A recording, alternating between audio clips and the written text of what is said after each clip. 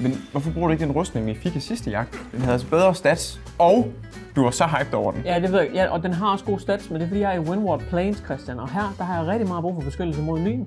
Ikke? Hvorfor har du brug for lynbeskyttelse i ørkenen? Jamen, fordi at sæsonen, de skifter nogle gange i spillet. Og så spawner der sådan en kæmpe stor sandstorm i området, og så kommer der sådan en gigaboss med lightning power, så de kalder ham for Radar. Det lyder mega nøj. Ja. Kære spillere, I er på sporet af noget her. Fra de fantastiske omgivelser til de komplekse sæsondynamikker og episke bossfights har hver eneste beslutning, I træffer i Monster Hunter Wilds indflydelse på jeres overlevelse. Og mens jeres diskussion om, hvilket udstyr der skal bruges, er sjov, så vil seerne meget hellere se jer bruge den energi på at skabe jeres egne rustninger og våben. Okay, Spændende. lad os gøre det. Ja, lad os. Ja, Skal vi lade armor ud af det her? det kan være, det er sådan en kartonrustning. Altså, jeg er jo ikke blevet klippet i lang tid, så jeg har allerede en hjelm. Det kan jeg godt se. Du er i hvert fald godt isoleret på hovedbunden, modsætning til mig. Skal jeg prøve at tage en af dem her? Det synes jeg. Jeg er gentleman, så jeg lader selvfølgelig dig gå først. Men man vil altid gerne have, at man tager den der, så jeg tror også, jeg tager den. Når du tænker, at det er sådan, de prøver at trick dig. Ja, det bliver trick nu. Arkveld. Et monster, også kendt som det hvide spøgelse. Beskrevet som havende unikke, kædelignende udvækster, der strækker sig fra dens vinger. Det lyder sejt. Det lyder virkelig ubehageligt. Så nu tror jeg, jeg skal tage med. En fra hver kategori. Så tager jeg en herop. Et bjerg. Et bjerg. Der står bare bjerg. Så du har et kædemonster, og du har et bjerg. Okay. Og hvad er den sidste så?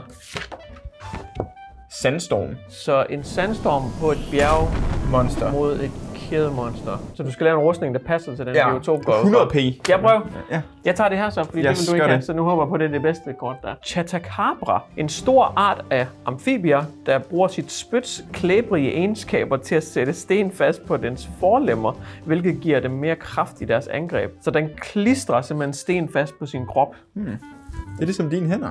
Kategori nummer 2. Okay, du tager bare den der. Jamen, jeg tager de nederst, fordi det sagde du ikke var godt. Så jeg tror, du har jinxet det. Jeg tror, de nederst er de bedste. Sum. Ej, jeg kommer til at læse det. Undskyld. Jeg var Han tog min linjer. Jeg var for hyped. Jeg har ingenting at lave det sjove her længere. Du tager jo det hele. Må jeg tage det næste? Du tager alt det sjove. Men ja, det er rigtigt, som Christian sagde. Der står sump. Det lyder også som en, der lever i en sump. Mig? Først så tager du min linje, og så tager du min selvtillid. Det var da utroligt. En sammenklistring af amfibier og sten Ja. i en sump, I en sump.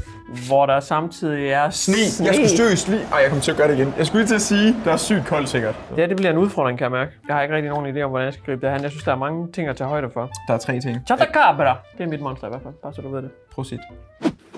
Men er tiden startet nu? Ja, det tror jeg da. Okay, så skal vi satme dig i gang for helvede. Vi sidder alle helvede. sammen og venter på dig. Jeg havde håbet, du tog testosteronløsningen og bare rev den op. Ej, men altså. Men nu er du jo klippet for, så er du jo snydt. Du gør det. Så gør jeg det her imens. Jeg skal ikke bruge dem til min rustning. Puh, ja. Kan du ikke lige... Hvad skal jeg gøre? Vi kan gå lidt væk. Har du haft dem på hele op til den? Din Hunter, han har i hvert fald 99 i athleticism. Hell yeah. Woo, woo. Jeg har en idé til mit våben, som skal være sådan her. Og så vil du reflektere strålerne fra det hvide spøgelses isse ved hjælp af dit staniol, eller hvad? Ja. Sådan er jeg også blevet besejret før. Hvad går du i gang med? Jamen, den der abracadabra, chotacabra med en ordentlig tunge af en swaber, den har jo totalt slikkeren på med den der tunge der. Og den bruger jo tungen til at klistre sten på sin krop, som jeg går ud fra, det er både armor, men også et offensivt våben, den har. Så jeg har tænkt mig at lave en pickaxe som det første. Og i pickaxens hoved, der skal der så være sådan en mundvandsdispenser, sådan at jeg kan slå stenene af den, men samtidig også opløse sådan stensætten, fordi den er jo... Jeg har overhovedet kørt noget, hvad han har sagt. Jeg har lige haft et minuts monolog, og du har ikke... Jeg fik stress over, at jeg ikke kunne tape den her. Hvad er det for en håndgranat, du er ved at lave? Det er jo ikke helt inden for temaet at lave håndgranater. Det er en hammer. Ja. Men jeg har 2 våbner. Har du 2 våbner? Er dit ene våben sådan syntaks og grammatik? Det er ikke sjovt. Jeg dumpede faktisk. Grammatik. Du skal lige høre omkring det andet. Er det et våben, vi ikke har set endnu? Ja, fordi det er nemlig en pløk. Men det er fordi, hvis han kommer for tæt på Arkveld, eller hende, så smider jeg sgu lige en pløk ind i dens kæder. Når du skulle til at sige, at du smider en pløk ind i hende. Det er sindssygt sagt på en PlayStation-optagelse. Men det bliver da fandme en søllehammer, det her. Det ligner en postkasse. Jamen, det er fordi, jeg vil gerne have haft den i midten, men så har jeg tape der. Nu har jeg endelig fået lavet en pickaxe. Nu skal jeg bare lige have lavet Hæft, den er sølle. Nu skal jeg bare have lavet mundskyldsdispenseren, så den var sølle. Ja, den holder et hak, og så er det. Det kommer fra hammeren, som er lavet af nærmest luftpartikler. Det ligner mere en paraply, end det ligner en pickaxe. En ting, der er helt 100 Mary Poppins. Det synes jeg faktisk var en hård joke, Christian. Så Christian, prøv at se her. Nu er der sgu kommet mundskyldsdispenser i Mithril pickaxen. Det er ikke helt dårligt, hva'? Så samtidig med at jeg hakker stenene af Chatacabra, så vil mundskyldsdispenseren opløse bøtblandingen, som stenene er blevet konstrueret sammen med. Og det er sådan et kombivåben, kalder man det. Det er 2 i 1. 9 ud af 10 tandlæger vil anbefale den her. Jeg er i fuld sving med at lave min perfekte Monster Hunter Wilds inspireret rustning. Og hvis du også går op i, hvordan du ser ud, jamen så synes jeg simpelthen, du burde tjekke Deluxe og Premium udgaverne ud. Prøv lige at se på alle de her goodies. Der er rustninger, der er ansigtsmalinger, og der er dekorationer til dine mounts. Så kan du lige få det ekstra og se rigtig godt ud in-game. Men jeg skal altså lige tilbage til der nu. Okay, jeg tror, jeg har lidt en idé omkring min rustning. For jeg tror, jeg vil lave en hjelm, hvor den har sådan lidt en til munden, hvor den lige kan sådan filtrere sandet. Hvad med dig? Jamen, er du i gang? Jeg er ude i, du skal forestille dig, at Chatacabra løber rundt omkring de snedækkede træer sammen med Bambi, og der er turister med skiliftpas, og det er rigtig koldt. Det her er snelands. Det er så lidt mørkere snelandskab, fordi det er en sump, så det er jo samtidig meget mudret derude. Og så går jeg så i et med sneen nu. Altså jeg vil sige det der.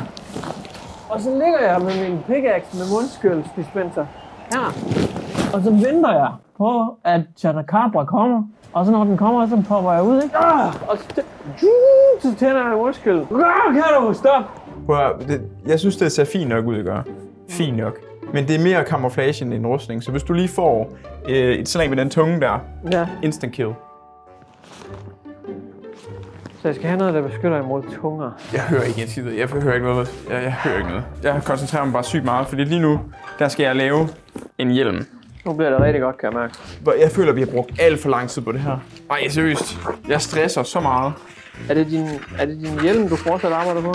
Er det din... hvad er noget, det? du er i gang med? Ja, hvad er det faktisk? Prøv at spørge, hvad det er. Hvad er det? Det er et skjold, der kan parere alle tungeangreb. Alle tungeslasker fra Chatacabra, de bliver pareret. Og så inde i skjoldet, der har jeg lavet et pengeskab med en kombination, som kun jeg kender. Og hvis det viser sig, at Chatacabra bliver udmattet i tungen af alle de slasker, så åbner jeg mit pengeskab inde i skjoldet, og så bestikker jeg ham, for alle har en pris. Okay. Kæft et våbenarsenal, jeg har efterhånden til at ligge her, Christian. Så mangler jeg kun en hat, Christian. Ja. Kan jeg få det til at måle mit hoved? Nej, jeg har ikke tid, Johnny. Jeg skal lave min filtrering.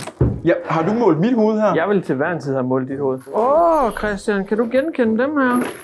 Ja, det kan jeg faktisk godt.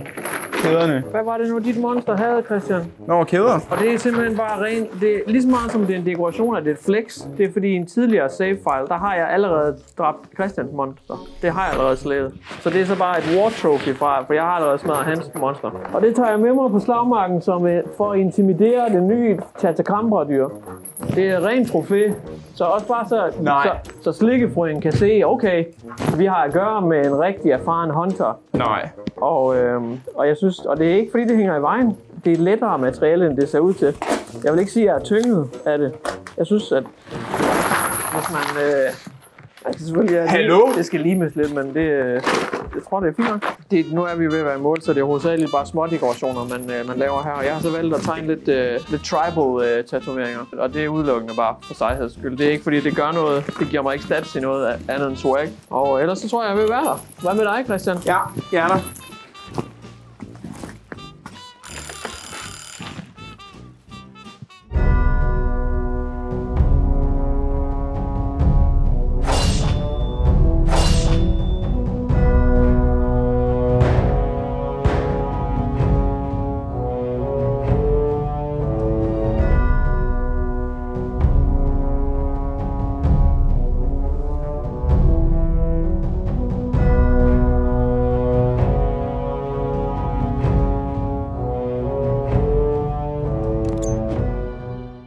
Tak fordi I så dagens video. Vi er i hvert fald helt klar til at tackle alle slags klimaer og monster i Monster Hunter Wilds. Ja, og Arkevel, han kan bare komme ind nu.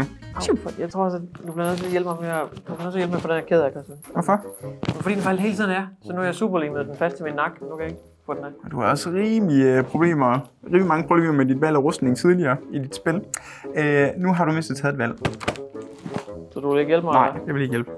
Jeg bliver bare her og siger farvel til alle sammen. Men husk at like og subscribe. Jeg går lige ud og finder et koben så. Ja, hvor er du? Nå, der. Vi ses! PlayStation